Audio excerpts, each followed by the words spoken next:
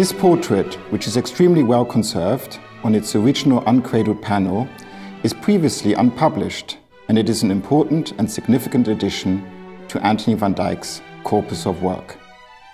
This painting dates to the artist's first Antwerp period.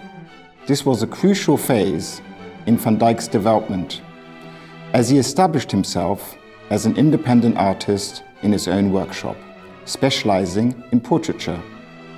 Simultaneously, he was working in the studio of Europe's most prominent painter of large-scale history painting, Peter Paul Rubens.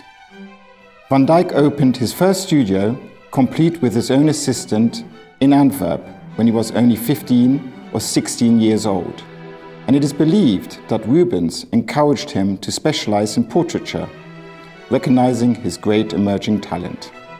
His career as a painter of portraits took off spectacularly, and Van Dyck quickly developed a new technique involving a much freer method of painting, with a swift handling of the brush. This innovative style of painting is visible in the present painting. The present magnificent work has been dated specifically to Van Dyck's early Antwerp period, around 1619 to 20, before his first visit to England. This is suggested by the style of the painting, the costume of the sitter, and the fact that the portrait is painted on panel, acquired from the Antwerp Guild of St. Luke and the panel maker Peter the Noble.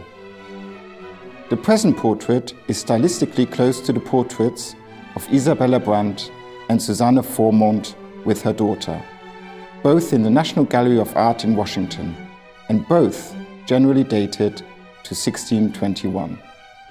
Especially similar is the way in which the hands are painted, with seemingly effortless, broad brushwork, which is also apparent in the portrait of Susanne Formont with her daughter.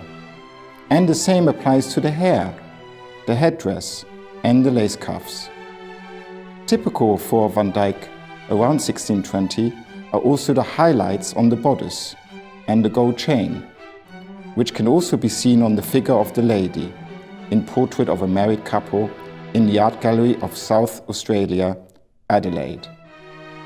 At the same time, the landscape in the background in the Adelaide painting shows close affinities with the landscape in the distance on the right of the present portrait. The question of the identification of the sitter, who is depicted with distinctly different colored eyes, remains unresolved, as does the early provenance of this important panel. This work was once part of the historic Arenberg collection, and it is entirely plausible that the sitter is a member of the Arenberg family. Anthony van Dyck is known to have worked for the family, most notably for Albert de Ligne, Prince of Arenberg.